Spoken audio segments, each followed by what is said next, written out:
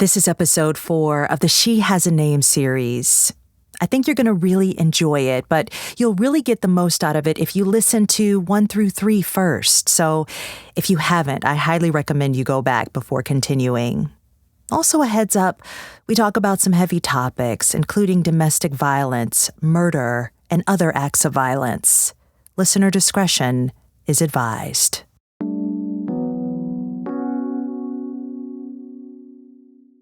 Antonio, I still think about the story you told me about when you first saw me in front of my grandma's house. You remember it? I do. A few summers ago, before we started working on this podcast, my nephew Antonio had a flashback from his childhood. At the time of this flashback, the two of us were sitting on my grandma's porch in Detroit, in that space of quiet contentment, watching our youngest boys run around the front yard, when Antonio looked over at me with a stunned look on his face and said that he remembered being here, right here in front of my grandmother's house, decades before, in the mid-1980s. Yeah, it was a nice summer day, classic Detroit. At the time, Antonio had an aunt who lived just down the street from my grandma on the northwest side of the city. The blocks in this neighborhood are long and wide, the houses set back from the road, separated by sprawling, well-manicured lawns. And for me, my grandma's front yard felt like a playground. So growing up, it was my favorite place to be. Antonio remembers one day, when he was around 11 or 12, his mother did an unusual thing. It happened after they pulled off from his aunt's driveway. As we started making our way back towards 7 Mile, she just abruptly pulled over. And that's when she made the comment, "Wow, that's my sister." Anita, Antonio remembers, was sitting in front of my grandmother's house, looking at an 8 or 9-year-old me, saying to herself, "Wow, that's my sister." So I kind of looked around and all I saw was you. That's wild. Yeah. Now, when Antonio told me this, I was stunned. Because if you think about it, this was right around the same time that I was telling classmates about a fictitious version of her. How did Anita know that I was her sister? The only person who could have told her that, who could have pointed her to where we lived, is the man who connects us, who makes us sisters, our father. What was Anita's relationship to our dad? What role did he play in her life during those years of struggle, when she had nowhere else to go but to a homeless shelter? And how might Anita and our father's connection help me understand what happened in the years leading up to her murder? I'm Tanya Mosley, and this is episode 4 of She Has a Name, Father Figure.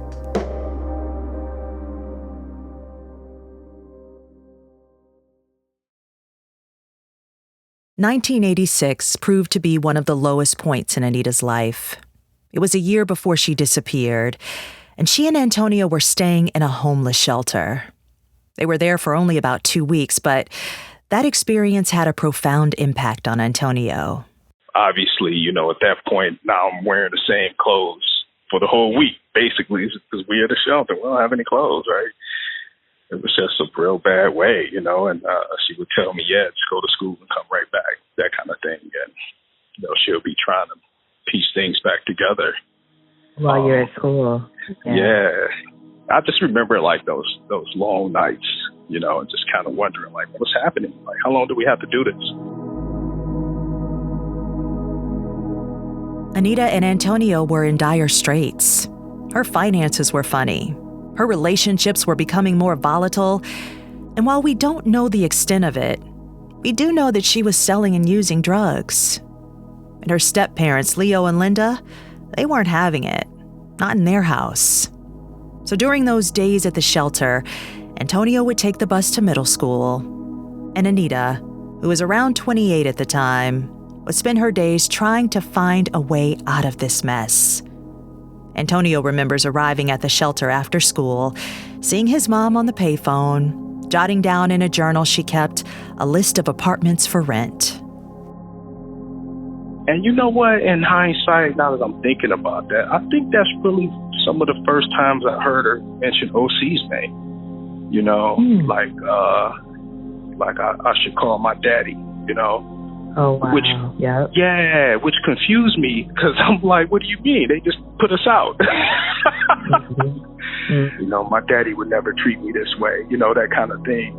After all I've done for this family, you know, she would go into that moment like, I've done so much for this family, and this is the thanks I get, basically. And she'll be crying, like tears coming down her eyes, just kind of, you know, I guess maybe thinking out loud, but at the same token trying to, you know, comfort and console me. You know, in that fit of rage, she was like, that ain't my daddy, you know, OC's my daddy. And I thought about that, like I was saying, based on our last conversation, when you were asking me about Linda and relationship and all of that. And how I thought about that, like, you know, that must have been rough for her because she was OC's daughter. It's funny how memory works. It's really only been through the making of this show that both me and Antonio have been able to piece together our memories through different spans of time to create a fuller picture of Anita and ourselves.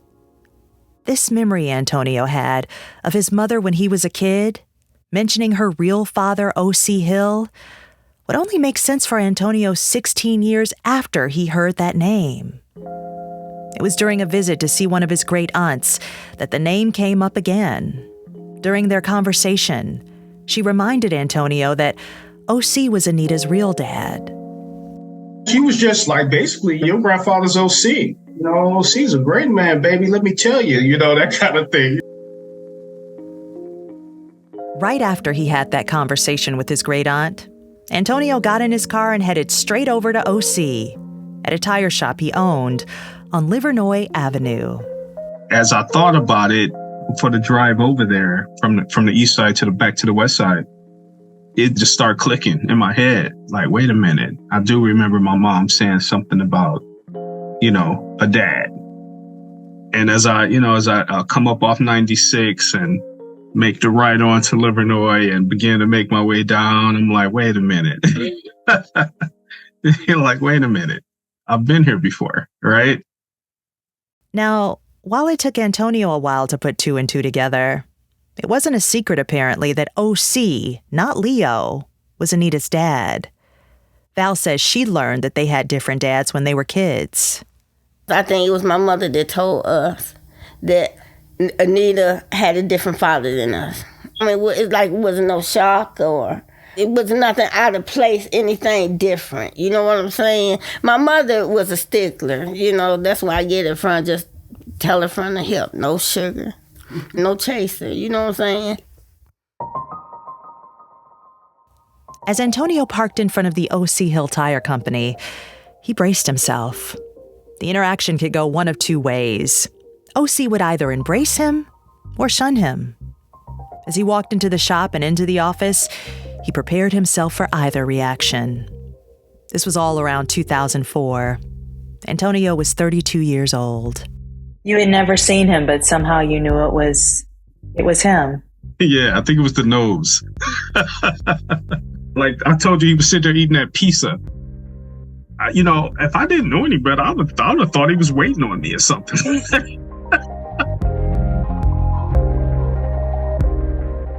You know, he called the secretary. Hey, Wale, get out of here. You know, look who it is, you know. And they started talking about, you know, how they was changing my diapers right there in the, you know, right there in front of the store. You know, I was like, really? This is a memory Antonio treasures because learning that Anita would bring him to the shop felt like a spark. Like he had discovered yet another piece of the puzzle, another piece of information about himself and his mom that he could hold on to. He also thought that maybe O.C. might actually know something that would help get him closer to finding his mother. Remember, this was about 18 years after Anita had disappeared. And Antonio was deep into looking into theories and talking with police. It would be another 16 years before authorities tied her remains to Antonio through DNA. Oh, you thought he might have had a lead on Anita or had some information, right? Like had he seen her, right? Have you seen her? Have you spoken with her? And at not, at best, maybe he can at least, say yes or no. OC told Antonio he knew something was up because he and Anita had been in touch back in 1987. And then all of a sudden, she just stopped visiting or calling. Now, based on what we're able to put together, Anita was likely going to see our father OC at his tire shop around the year before she disappeared. OC died in 2016, but his shop still remains on Livernois, and the OC Hill Tire Company sign still hangs outside like an artifact of a different time. Antonio and I decided to retrace Anita's steps in the fall of 2023, returning to OC's shop on a very rainy day to talk to Teresa, OC's second eldest daughter. She now runs the place and changed the name a few years ago. Jay Otterwood Tire. Finding you. Now, Teresa is the daughter everybody knows. OC was married to her mother, and she was basically raised at this shop. At our father's funeral, so many of his friends stood up and talked about how great of a dad he was to Teresa. Teresa, you look so much like your dad. You look so much like OC. You hear that all the time. Carbon copy. Hear it all the time. Even personality-wise, or? Yeah, pretty much. We was very close. Very close. You probably noticed the slip. It's hard for me sometimes to call OC my dad. It's just easier when talking to Teresa to refer to him as your dad. She's always been kind, welcoming me with a warm smile and a giggle. But there's a distance between us. This is probably only the second time we've actually talked to each other. Right away, she describes how she, Anita, and our dad were so much alike. Me and Antonio's mom could have passed for twins, but we had different moms. She was a carbon copy of Dad, too, to me. And she acted like that. She walked like it, too. Really? What was the walk like? It's like a fast-paced walk. Just like get up and go.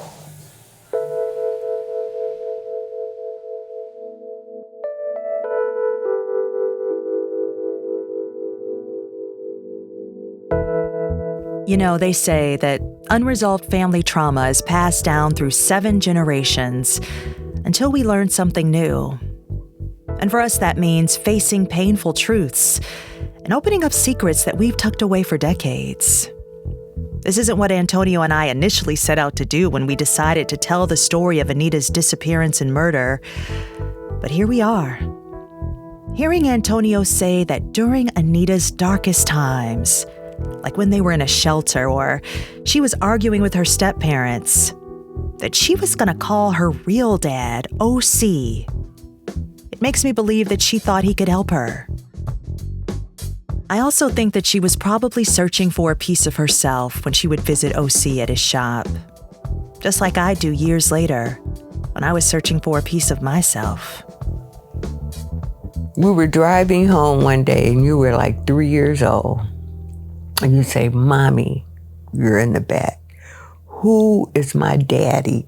I want to know who my daddy is. That's all I want to know. That's my mom.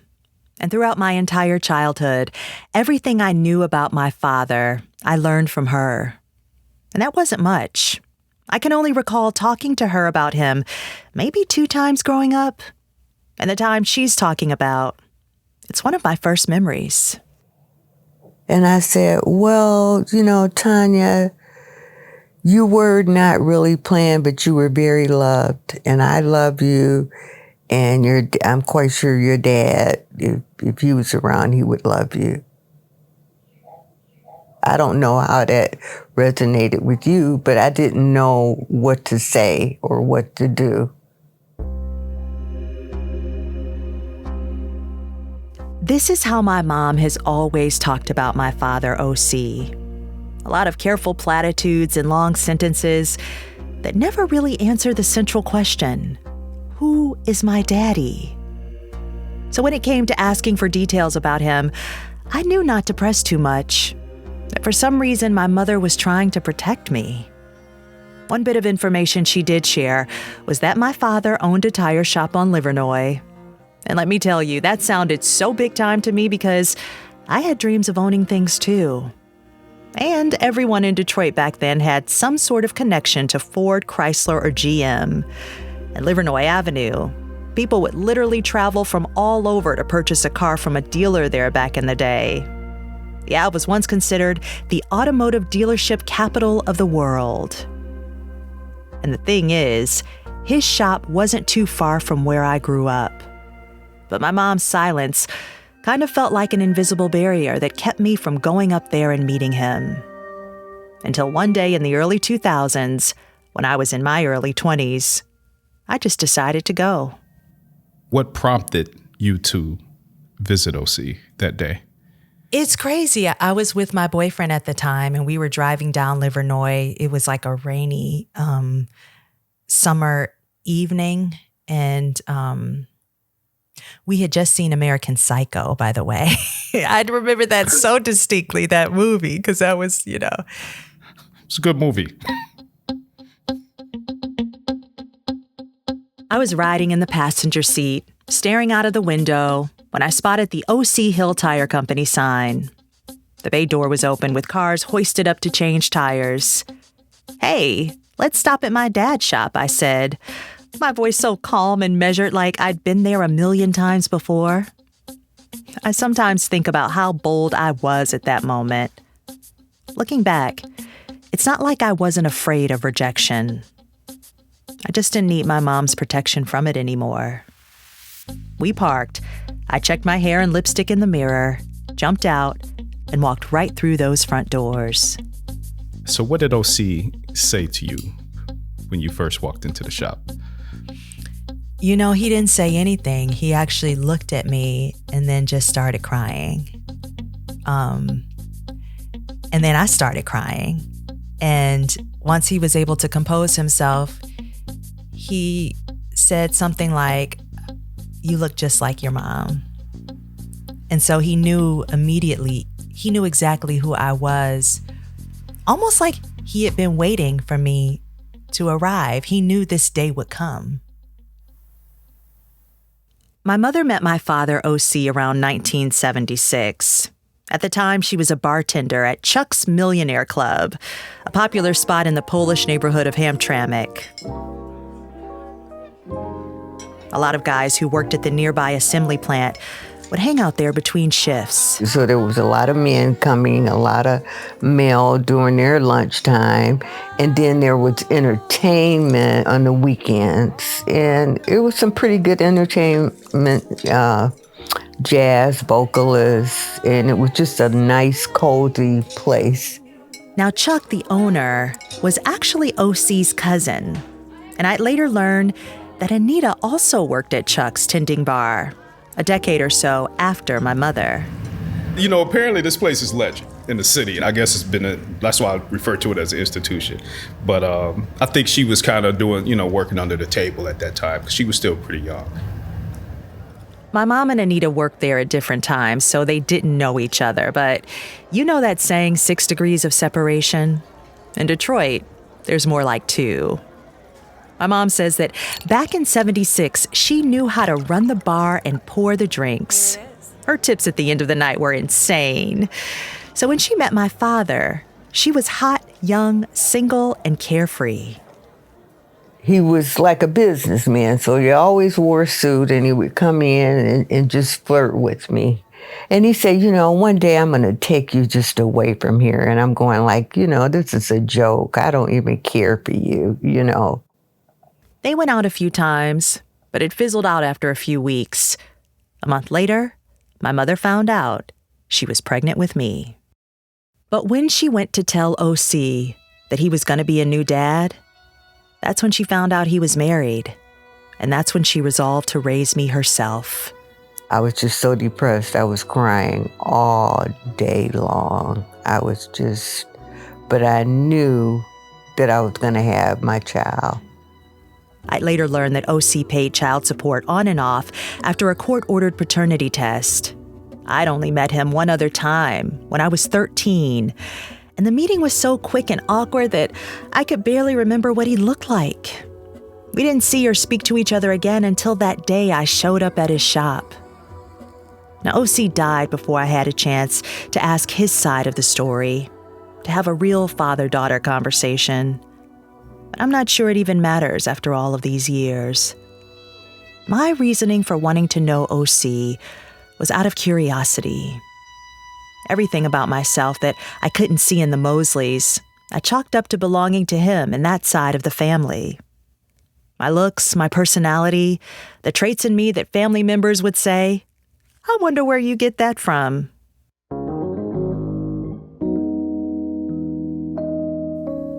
Knowing what Anita had been through by the time she was regularly visiting OC, I'm sure she also felt a longing to know herself through our father, too. I think a part of her pain was Leo had adopted her, but I don't know if he ever accepted her as like his own type deal. You know what I'm saying? Like, at some way, somehow, she was still OC's daughter.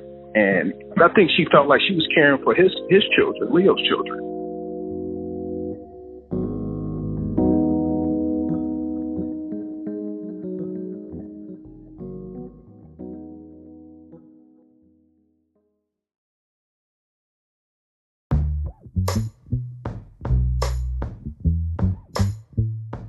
In 1986, after about 2 weeks of living in the shelter, Anita did what she'd always done.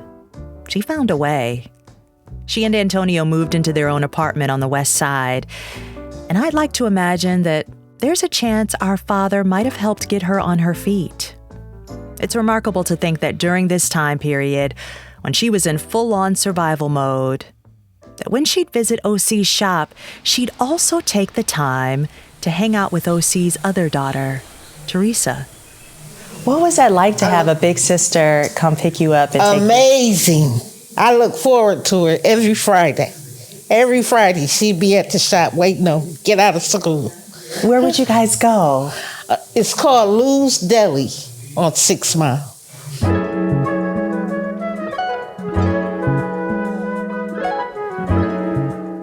I was 9 years old in 1986. And it's surreal to hear Teresa's story because I grew up within walking distance of Lou's Deli. And as she's talking, I'm thinking, I had not one, but 2 sisters I never got to know. And the 2 of them had the kind of relationship I spent so much time as a kid daydreaming about. What kinds of things would you talk about? She always wanted me to, do good at school. She was like a mentor to me. Asked me, do I need help with my homework and all that. And I said, yeah, you can do the math. I always tried to push the math off of her. You like actually do it. Yeah, you can do the math. And she's like, no, I'm going to teach you how to do it. Teresa was entering high school around the time that Anita would visit. And she says that these lunches and after-school study sessions in the back room of our dad's tire shop went on for a while. She had no idea that anything was amiss. I was going into the 10th, and she stopped coming by. And I didn't know what had happened, but Dad told me that something had happened and she had came up missing. Because I would ask them, because I look forward to my Fridays. I'm like, what's going on? And where's she at? Let's call her, And Dad said, I done checked on her. I done tried to find her. I can't find her. No. That's hard. That was hard. It was hard. Yeah. She, we were close. We were close though.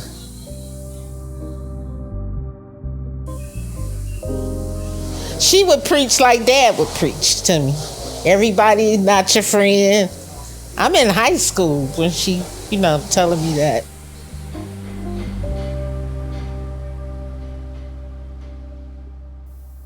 How did it feel to hear Teresa say those things about your mom and her experiences with her? I thought it was wonderful that they had that time together. It spoke volumes, it really did, about my mom's character and the type of person she was and how she led her life, you know what I mean? In spite of all the challenges and setbacks that she had, she still very much saw herself as a woman first, and I always admired her for that.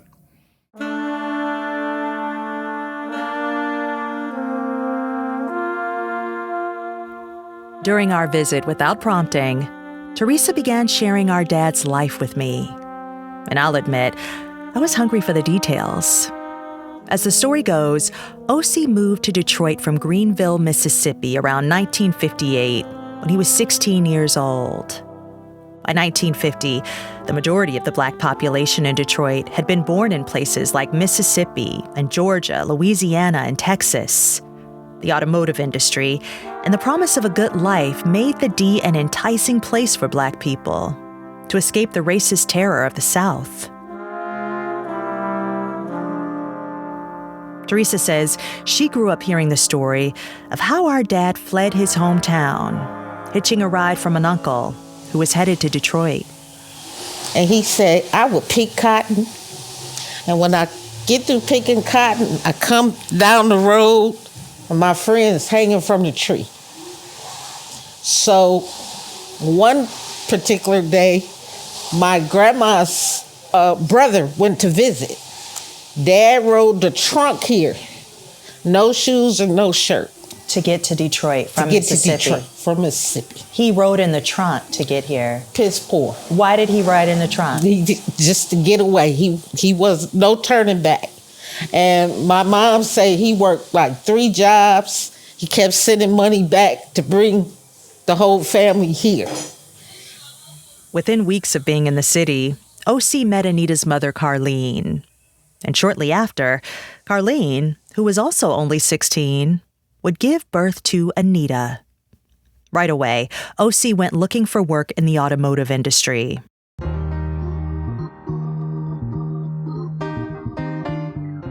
This was also around the start of what we'd later know as Motown, so everybody was either in a doo-wop group or a blues band.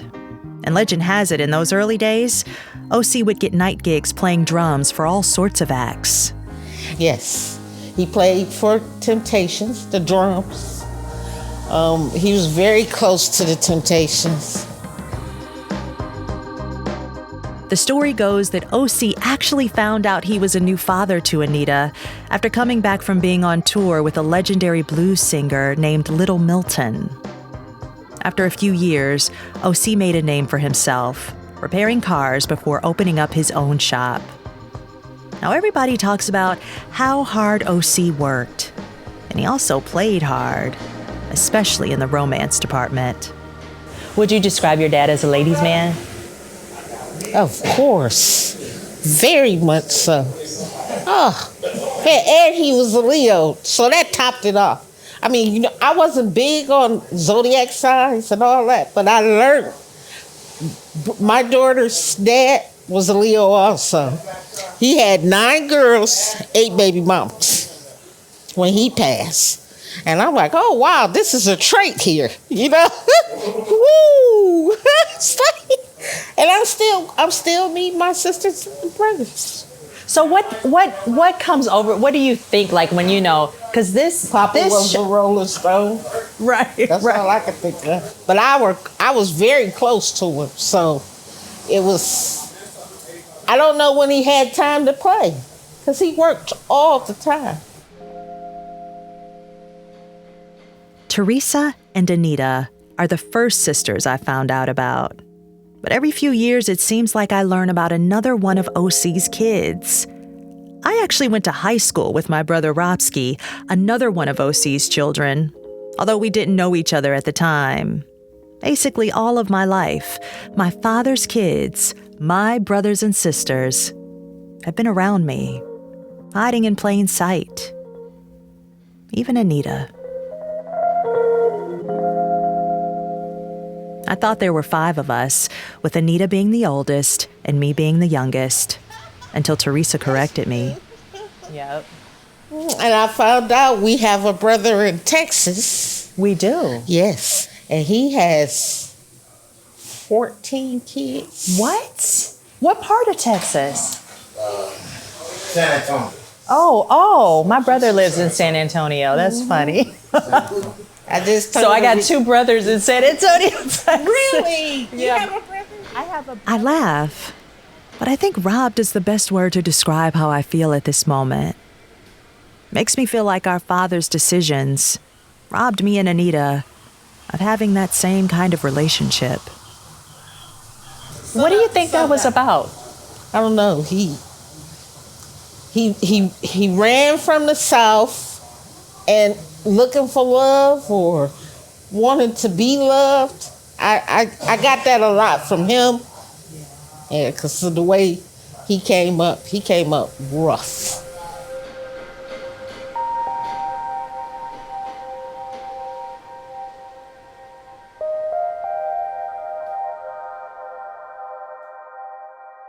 You know, I'd never considered, until this moment, the trauma our father lived with, and how he in turn caused harm through his reckless behavior and the search to love and be loved. It's what we were all looking for when we each walked into his tire shop. Before Anita, the stakes for having an absent father were so much higher. She lost her mother, her protector and her champion, when she was just 17. As we're leaving the shop, my producer Nicole asks me how it feels to hear Teresa say all of these great things about our dad. Does it make you feel any kind of emotion to hear his daughter say all of those things, how giving, how nurturing he was?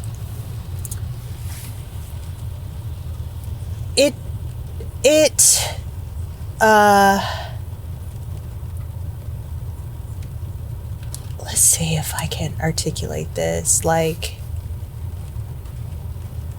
my mother made a concerted choice. She made a decision not to push me onto them. She's like, if you don't want to be a part of this beautiful child's life, I'm going to make a life for her outside of this. And so when I hear all the stories I hear, it's them coming to him anyway. It's like Anita would come to the shop. Anita would come every Friday and Saturday to take me to lunch. It's never that OC went and found Anita and like became a father to her. I mean, I don't feel anger, if that's what you're asking. I don't feel anything like that. I feel more so like just more compassion for my mom. Yeah, I feel compassion for her, and I feel thankful for her that I had a mom who, just basically sacrificed her life for me.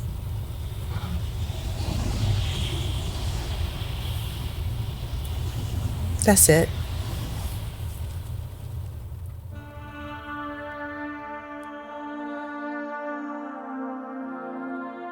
You know, I'll never forget that day I walked into OC's shop for the first time. I wanted to appear perfect. Without saying a word, I wanted him to see all that he had missed out on. And I probably kept up that front of perfection up until his death, to a fault. As much as I wanted to know my father and be known by him, we never got to see or truly know each other. But Anita, it's clear to me what she needed. Unconditional love and a support system to be there for her at her lowest. I think about what it would have been like had all of us kids who belonged to OC known each other from the start. If Anita could have stepped out of her car that day when she saw me playing in front of my grandma's house. If we could have been real sisters, like I had always dreamed about. What difference that might have made in all of our lives. What did finding OC mean to you? It pushed me a little bit further. He inspired me. He supported me. He advised me, and he understood manhood in a way that most men don't, in my life at least. You know, he would articulate that to me just in basic terms. Right. It was what you needed at the time, was a model of manhood. It was, because he was objective about it. He didn't have any, he didn't judge me for my past, anything like that. He was just speaking directly to me and just saying, hey, man, listen, this is what you need to be thinking about. This is what you need to be focused on. And don't let nobody, deter you. I think in the end, OC in his old age actually became that father figure Antonio needed in a way that he couldn't for me and Anita. I now know more than I ever have about my sister Anita. We were so much alike. And over time, I'll come to understand that statement Antonio made about how OC didn't judge him for his past and the choices he made after his mother disappeared. The years before he found me. Things I'd only come to learn during the making of this podcast. I want to say, before we even get to the details, because I do have questions, but I still just want to know why you didn't tell me that. I understand all the things you're saying. Like, it all makes sense, but you just not telling me is what I'm confused about. Well, yeah, I don't really, it was just a moment in time for me. So I don't really place that type of emphasis. You know, I focus on the triumphs in life, not necessarily my setbacks. And to me, that was a setback.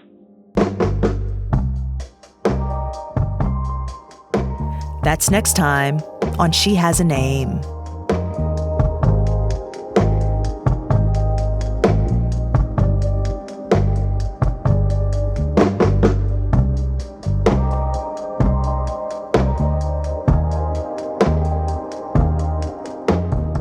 She Has a Name is a TMI and APM Studios production.